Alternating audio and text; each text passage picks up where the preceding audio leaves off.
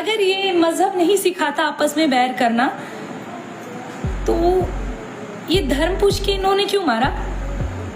उनके कपड़े उतार के उन्हें क्यों चेक किया गया कि ये उनके संप्रदाय से कोई ताल्लुक रखते हैं या नहीं? दोस्तों, जैसा कि मैंने आप लोगों को पिछली वीडियो में दिखाया था कि हाल ही में हुए कश्मीर के पहलगाम के अटैक को लेकर सभी लोग अपनी अपनी बात रख रहे हैं और उस बारे में काफी सारी बातचीत की जा रही है। ऐसा हमें सोशल मीडिया के प्लेटफॉर्म पर भी देखने को मिल रहा है। और इन्हीं सब चीजों को देखते हुए हाल ही में एक बार फिर से खुशबू पांडे इंस्टाग्राम पर लाइव आती है, जहाँ पर वो कश्मीर के पहलगाम पर हुए अटैक के बारे में काफी सारी बातचीत करती है। तो चलिए देखते हैं कि आखिर इस मुद्दे पर खुशबू पांडे का क्या कहना है। लेकिन उसे देखने से पहले अगर आप भी हमारे चैनल पर नए तो वीडियो को लाइक और चैनल को सब्सक्राइब कर लें, ताकि आप तक ऐसी अपडेट पहुंचती रहे। और हाँ, मैं आप लोगों को बता दूं कि अब मैं इस मुद्दे पर ज्यादा कुछ कहना नहीं चाहूंगा, क्योंकि ऑलरेडी मैंने इस मुद्दे पर काफी सारी वीडियोस बना दी। अगर आप लोगों ने मेरी उन सभी वीडियोस को नहीं देखा तो आप लोग चैनल पर जाकर उन सभी वीडियोस को देख सकते हैं, ताकि आप सबको ये पता चल सके कि आखिर कश्मीर के पहलगाम में जो अटैक हुआ था उस बारे में लोगों का क्या कहना और उस पर सभी लोग क्या राय दे रहे हैं, और उस अटैक के बाद वहाँ पर क्या हुआ था। उन सभी वीडियोस की डिटेल मैंने पहले ही अपने चैनल पर अपलोड कर दी और आप लोग वहाँ से जाकर देख सकते हैं। तो चलिए देखते हैं कि आखिर कश्मीर के पहलगाम में हुए अटैक पर खुशबू पांडे ने किस तरह से रिएक्ट किया और क्या क्या कहा है। और हाँ, आप लोग मुझे कमेंट सेक्शन में जरूर बताना कि आखिर आप लोगों का इस मुद्दे पर क्या कहना है।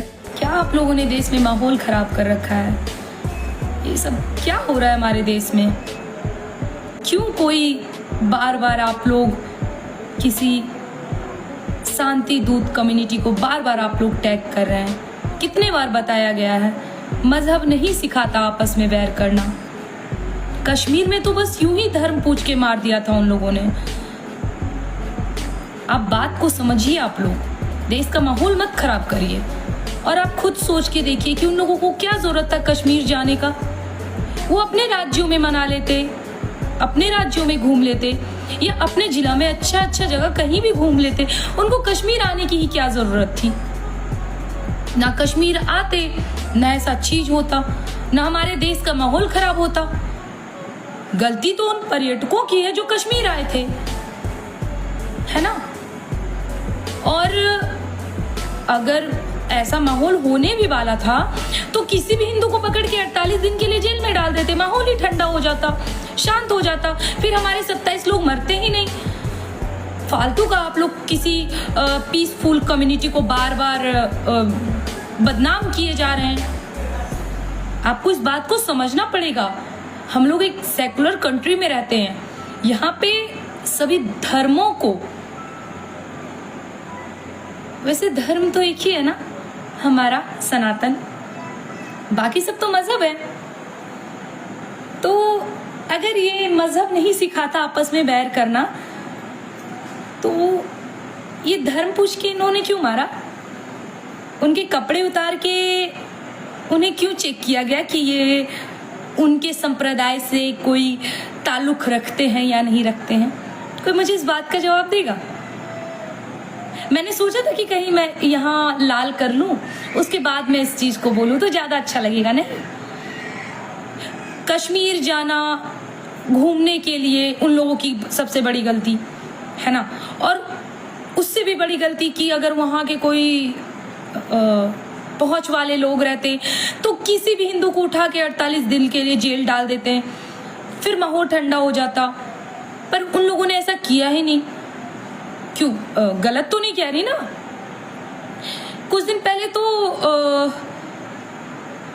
मेरे लिए भी यही कहा गया था, बलिया डी में 16 फरवरी को, आप इसे दंगा मत कहिएगा, मैं फिर से कह दूं, एक सोची समझी रणनीति थी जो मैं हमेशा बताती हूँ, क्योंकि दंगा हमेशा दोनों तरफ से होता है। जो बाद में किया जाता है ना, जैसा आपने देखा होगा इधर से भी, तो वो अपने जान को बचाने के लिए। दंगा तब माना जाता है जब दोनों तरफ से तैयारी में जाए, और हमें अगर पता रहता है तो फिर वो दंगा नहीं, वो युद्ध कहलाएगा। समझ सकते हैं? तो एक सोची समझी रणनीति। और बार बार ये कमेंट में ये कौड़ी भरी अभी औकात नहीं है, मैं क्या कह रही हूँ। तो ये लोग बार बार कह रहे हैं कि ये वही शेरनी है ना जो मस्जिद में घुस के हनुमान चालीसा पढ़ रही है। अभी तुम्हें क्यों ऐसा लगता है कि मैं मस्जिद में घुस के हनुमान चालीसा पढ़ूंगी? मेरे पास दिमाग है भाई, पूरा मस्जिद ही हमारा है, तो मैं वहां पे जाके अपने राम का नाम क्यों लूंगी?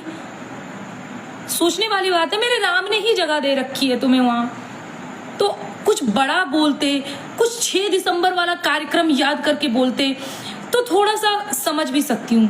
पर वहां वहां जाना और मस्जिद में घुस के ये सब हरकतें में मैं इन सब चीज़ों में बिल्कुल बिलीव नहीं करती। मैं बिल्कुल भी इन सब चीज़ों पे भरोसा नहीं करती, उल्टे सीधे कामों पे। मैं सिर्फ कार्यों पे भरोसा करती हूँ, ठीक है।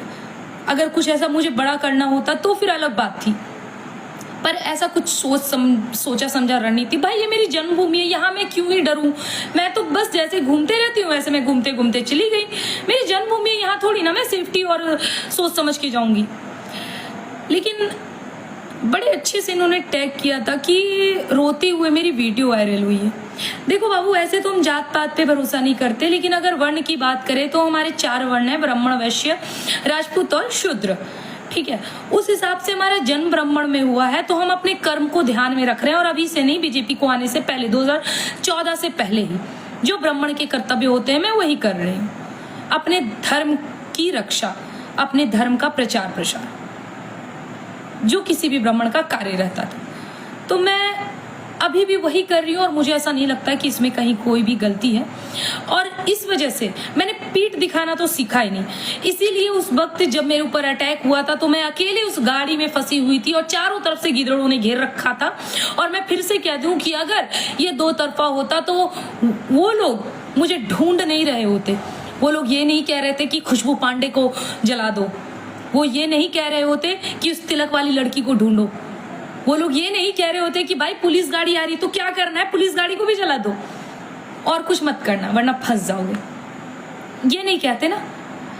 तो मैं जब उस गाड़ी में थी, वो अलग बात थी कि वो लोग मुझे देख नहीं पा रहे थे, शीशा ब्लैक होने की वजह से। मैं किस स्थिति में अंदर थी छिपी हुई मेरे को पता है। और हाँ, इसको बहुत ज्यादा ये मत करना भाई छिप गई थी, भाग गई थी, तो पीठ तो मैंने दिखाया नहीं और शरीर से मेरे खून का एक बूंद भी नहीं निकला, मुझे तो कुछ भी नहीं हुआ।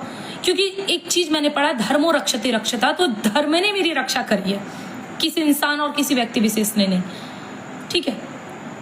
तो उस वक्त मेरे दिमाग में मैंने, क्योंकि महाराणा प्रताप को भी पढ़ा है, मैंने छत्रपति शिवाजी महाराज को भी पढ़ा है, तो कब कौन सी नीति कहाँ अपनानी है वो बखूबी मुझे पता है, ठीक है, कि कब अपने आप को बचाना है और कब प्रहार करना है। क्योंकि जाहिर सी बात है, मैं निहत्ती थी, उनके हाथ में जाने के बाद वो तो डेड बॉडी को भी नहीं छोड़ते, मैं तो फिर भी जीवित थी। तो आप सोच सकते हो कि मैं नहीं चाहती थी कि आने वाली नस्लें ये दिन देखें। बल्कि जब मैं लाइव भी आई थी तो मैं उस वक्त केवल यही कह रही थी, जिस वीडियो में आवाज़ नहीं आई है क्योंकि उस वक्त मैं कॉल पे थी अपने पिताजी के साथ और मैं उन्हें कह रही थी कि मैं इस जगह पे फंस गई हूँ, तो इस वजह से मेरी आवाज़ गई नहीं। मैं उसमें भी यही कह रही थी कि भाई मुझे आज जो भी हो जाए, पर ये लोग बचने नहीं चाहिए जो ऐसा माहौल क्रिएट करने वाले हैं, जो ऐसा माहौल क्रिएट कर रहे हैं, जिनकी वजह से ये स्थिति हुई। तो उस दिन का वार